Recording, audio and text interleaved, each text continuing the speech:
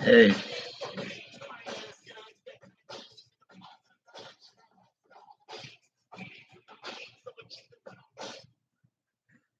how's everybody doing today? I'm sorry, I just woke up.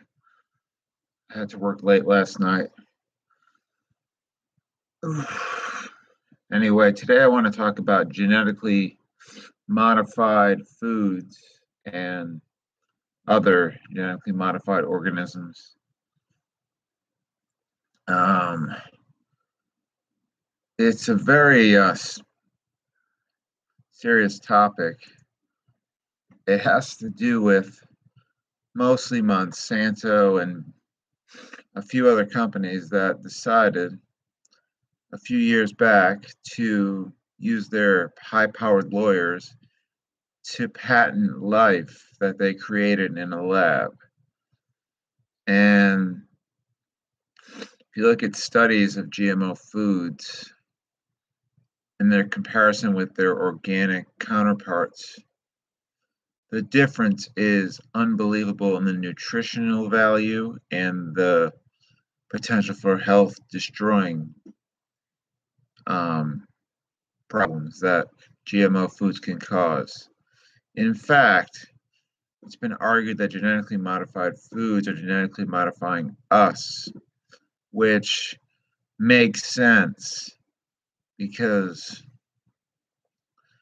they're something that I will rarely ever put in my body because I know too much about it, and I know how Monsanto has skirted the law over and over. And the idea with the GMOs is they're designed to withstand what would be otherwise lethal doses of pesticide Roundup, which is proven now to be at least as lethal as DDT, at least. So if you're eating the garden variety GMO foods, which mostly come in the form of processed foods, because it's easy to sneak them in there because they don't have to say what kind of corn they use, what kind of soy they used, and whatnot. I've heard 90-something% of corn is GMO, 90-something% of soy is GMO, and they're the cheapest to use, and which is why they are in almost every single processed food, even the organic ones. But organic soy isn't as bad for you, but if you're going to eat soy, I'd say eat organic fermented soy like tempeh, natto, miso, etc. Whatever else there is. I'm not sure what else there is. But fermented soy, organic fermented soy has very good health properties. Especially natto has vitamin K2. Miso and tempeh have the probiotics and whatnot. So those are ones that are actually worth eating. And with corn, just make sure the corn you eat is non-GMO. Like I have some chips here that I eat every once in a while. I really like them. They're non-GMO. They're gluten-free. They've got a bunch of different things in them. The food should taste good, multi-grain tortilla chips. And they're a good snack to have. And they're non-GMO, Project Non-GMO verified, or whatever. Which is, I don't eat them all the time, but I really do enjoy them every once in a while. They're so good. They got flax seeds, quinoa, and other stuff in them. And they're not organic, but they are non-GMO, which means that there are far less pesticides in it. And you got to have something to eat. They say that's probably the least healthy thing that I eat. So, but I mean, I just want people to be aware that if you're eating GMO foods, eating processed foods, and you don't look at where they come from and you don't check the labels, And I'm so happy they have labels now, non-GMO verified, organic, certified vegan. Look at all these labels now that they put on foods because people are becoming more health conscious. And I think that's amazing. It really is because people do not want to eat the Franken foods. And how they make these foods is so ridiculous. Like they'll like take a dart, not a dart gun, but a gene gun, and inject a salmon gene into a corn or something. And there was this one gene called the epicite gene, um, that was bought by Monsanto for some other from I guess Epicite, this company. And what it did was it killed all male sperm in your body. And if a woman was receiving sperm, it would kill that sperm if they consumed enough of this epicite corn or soy or whatever others. And Monsanto bought it and they're putting it in corn now. They're putting it in soy. So if you don't think they want to lower the population, they do. It's really weird how they genetically modify foods. And that's the reason, to a large extent, why people are very sick today, why they're obese, because they're not getting the nutrition they need from the foods they're eating like they would have back in the, I guess, the 1900s and before, because the food is so devoid of nutrients, especially the processed foods. And I just feel that if people don't take control of their health, very bad things will start to happen to them. I mean, some people will get lucky, but the majority of people who eat fast food and eat all these processed, frozen whatevers. I mean, some of it's not that bad, but some of it's really bad. You always got to be looking for non-GMO verified, and if you're vegan, obviously you're looking for the vegan. But not all vegan food is healthy either. You look at stuff like diet cheese and the fake meat they make, fake turkey, fake. It's called tofurkey. I have never in my life eaten tofu. It's just not something I want to put in my body, to be honest. Um, but I just feel that for the best life and health, eat whole natural foods. I mean, eat the things we were designed to eat.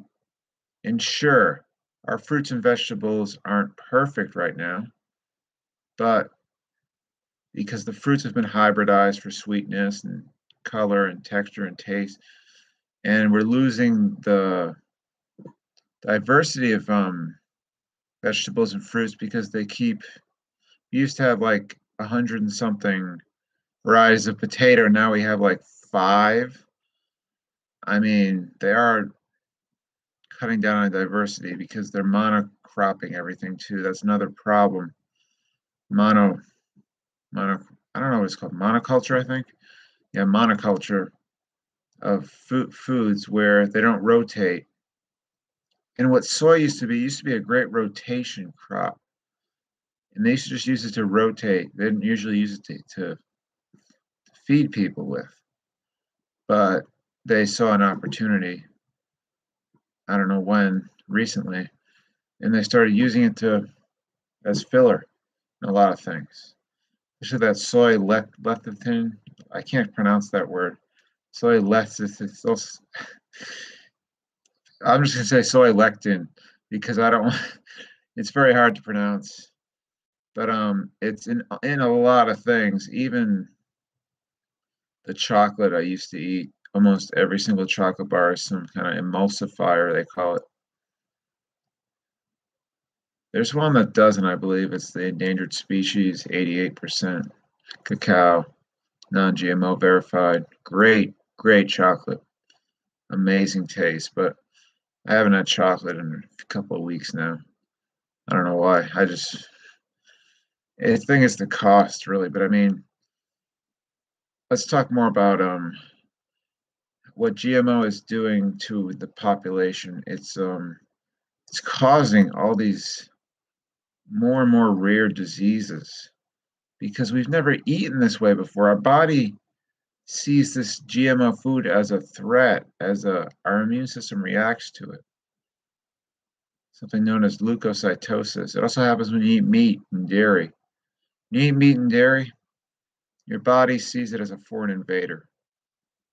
And they're all fed GMO foods, meat and dairy industry. They're all those animals, unless they're organic, unless the milk you buy is organic or the meat you buy. I don't know where you can find organic meat, and where I live at least.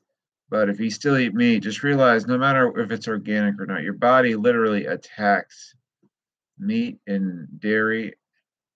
I'm not sure about honey. I'd have to look that up.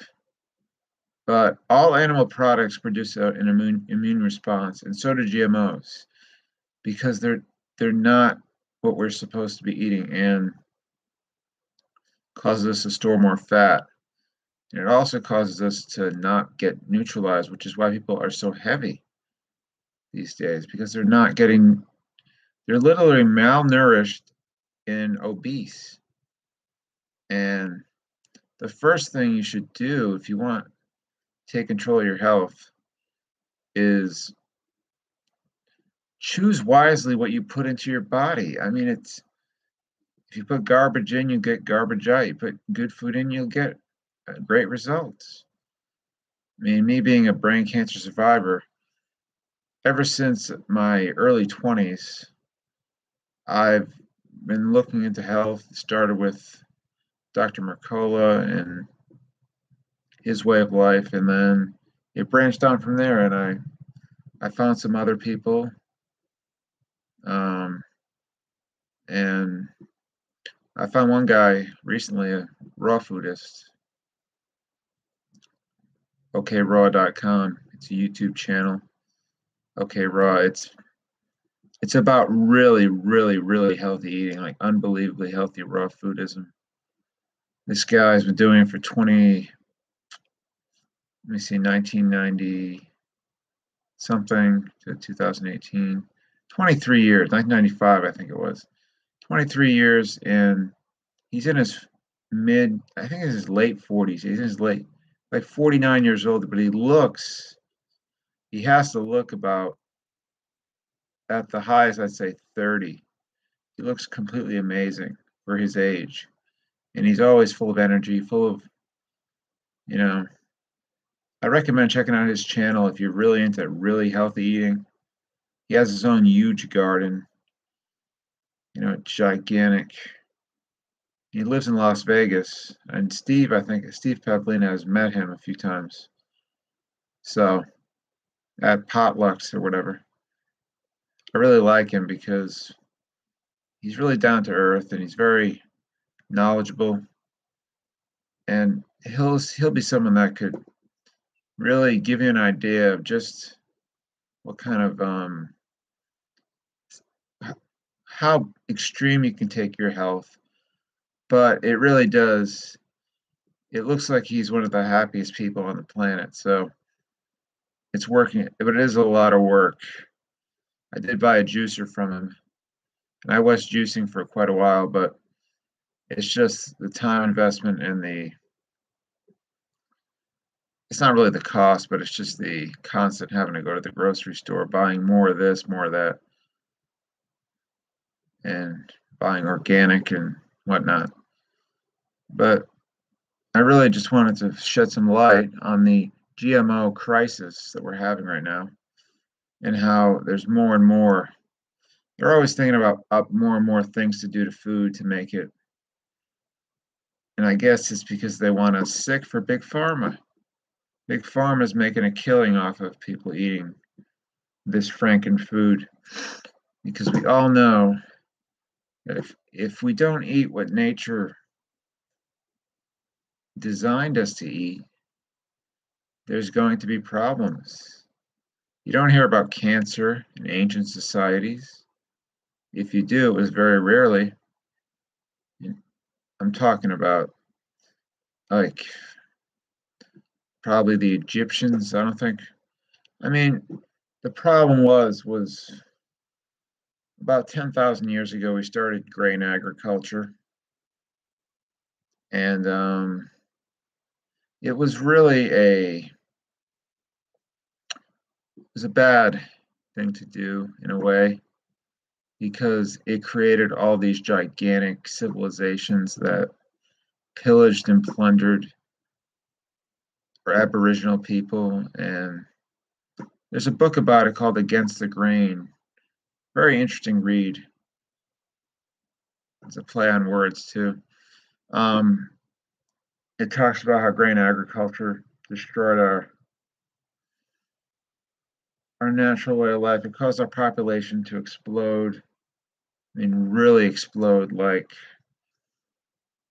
from like less than half a billion to now it keeps going up at least 7.5 billion today. It's not that we don't have the space for these people, we do, but it's at the expense of other animals in nature. And how are we going to feed all these people? By growing more and more food, and most of it being GMO. So I'm not saying I'm not for population control, but I'm for a little bit of restraint here. But if you want to be healthy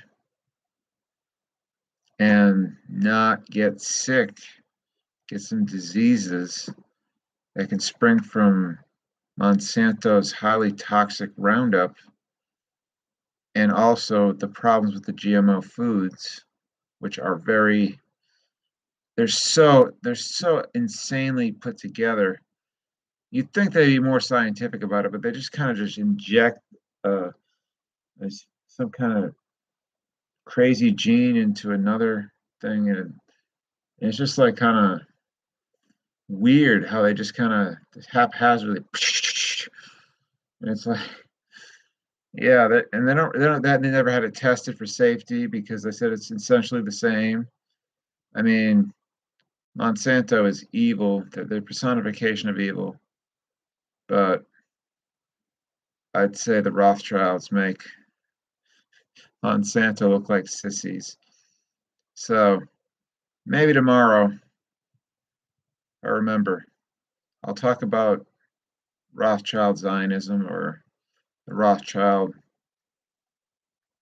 and Rockefeller empire. Be something new, something a lot of people don't know about. So anyway, it's been fun today. Hope you learned something. And if you already knew all this, hope it was a refresher for you because GMO foods kill everything else except them in the fields. Have a good day. I'll be back tomorrow. I'm not going anywhere.